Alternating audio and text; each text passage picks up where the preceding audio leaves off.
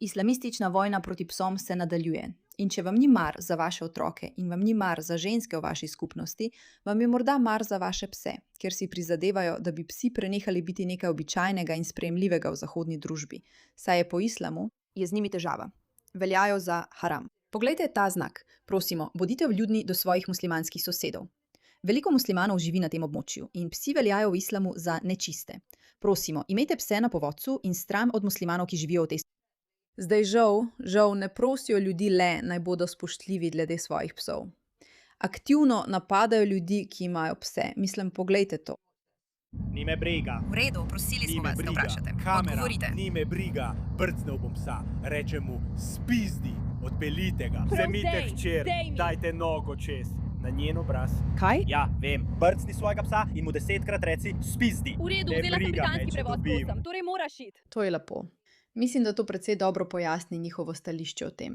In če te res zanima, kakšno je pravo stališče, poslušaj tole. Ali veš, da imeti pse doma brez pravega razloga povzroči, da vsak dan izgubiš ogromno nagrad in tudi odganja angele iz tvojega doma? V tvojem domu ni angelov, če imaš ljubljenega prisrčnega kužka za hišnega ljubljenčka. Prerok Muhammed sallallahu alejhi wasallam nas pred tem opozarja v verodostojnem hadisu, kjer pravi: Kdor ima psa, razen za pastirstvo, lov ali kmetovanje, mu bo vsak dan odvzeta 2 kirata dobrih del. In pravi se, da je kirat enakovreden ogromni gori. Torej, če izgubljate 2 kirata, to pomeni, da vsak dan izgubljate 2 gori. Mislim, moram reči, da je ta moški močno precenil, koliko dobrih del ti islamisti dejansko naredijo. Če jim lahko vsak dan odvzameš 2 gori dobrih del. Po mojem mnenju je to velika precenitev. Ampak zdi se, da ta moški nasplošno ni bil ravno dober v matematiki ali čemerkoli, resnici na ljubo.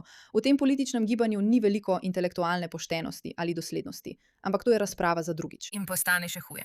Prerok Muhammed sallallahu alejhi wasallam je tudi rekel, da noben angel ne bo vstopil v dom, kjer je pes. Postalo je še slabše. Zdaj vemo, zakaj zahodna družba nima angelov. To je zaradi naših kužkov, ljudje. Kako ljubki, prisrčni kužki.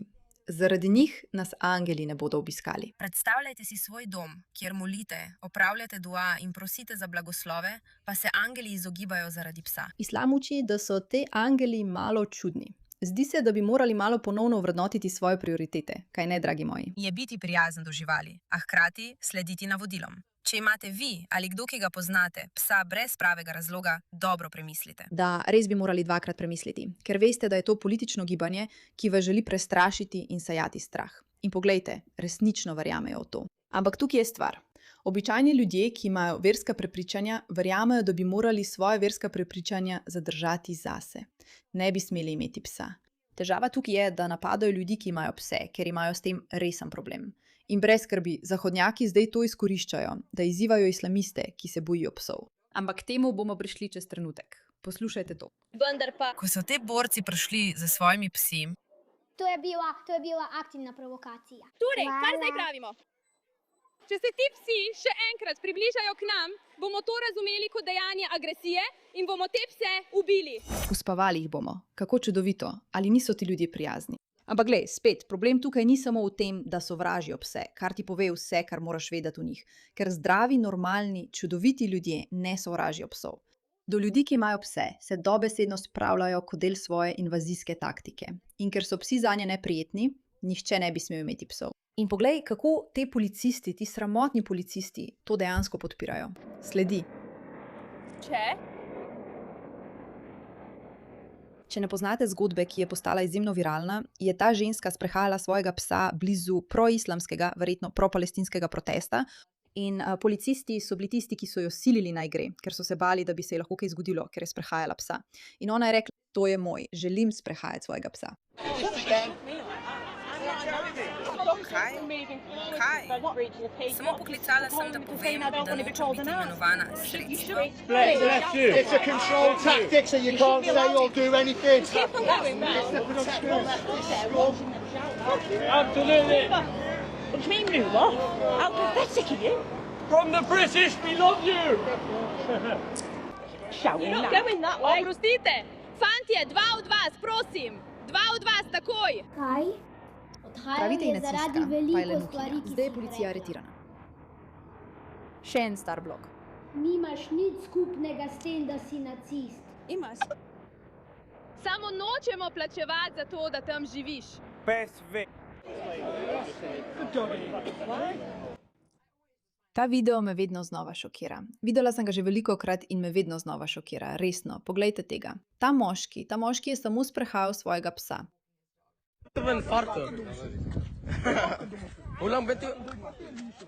Oh, shaky boy, fuck the bro, Cuba nu, pa!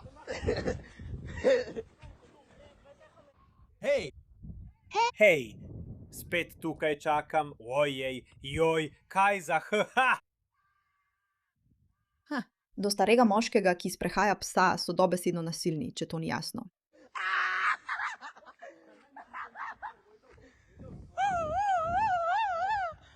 Želiš? Ampak brez skrbi.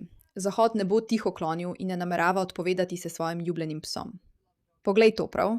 To je nova oblika izzivanja, ki se dogaja, kjer se moški odloči sprehajati s svojim psom skozi islamistična območja, samo da vidi, kako ljudje reagirajo. Ker jaz tebe.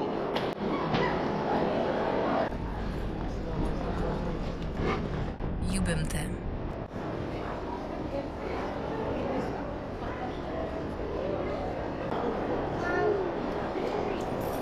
Zdaj, nisem zato, da bi sprehajala velike pse in strašila otroke ali ženske, mislim, da to ni lepo početi. Namen teh videoposnetkov, ki so postali zelo razširjeni, je, da te ljudje poskušajo dokazati, koliko islamistov je na določenem območju, hkrati pa tudi opomniti ljudi, da se ne bodo tiho umaknili. Če želite, da se znebimo svojih psov, vam to ne bo uspelo. In to je skoraj da obratno znamenje prevlade. Vi želite priti in moliti na naših ulicah ter nam govoriti, da ne smemo imeti psov in naj ustavimo svoje pse. No, mi bomo še naprej hodili naokrog z njimi in ne bomo nehali.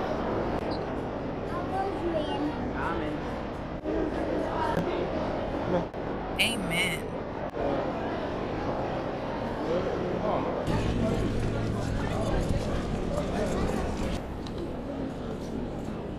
Daj no.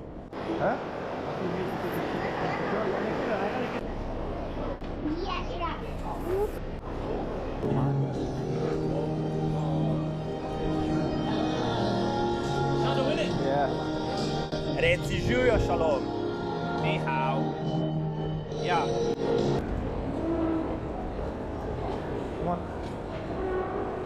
Obožujem pse, res jih imam rada. Tako so prikupni, tako so prisrčni, ljubki in čudoviti. In vedno mi je srce parajoče, ko se spomnim, da jih preprosto zlorabljajo. Kot sem rekla na začetku videa, če vam ni mar za vaše otroke in ženske, vam bo morda mar za vaše pse. Ker se pasje vojne šele začenjajo. Islamisti nimajo nobenega namena dovoliti ljudem, da imajo pse. Ampak zahodnjaki nimajo nobenega namena dovoliti ljudem, da jim vzamejo pse. In mislim, da bomo videli. Naj zmaga najboljši.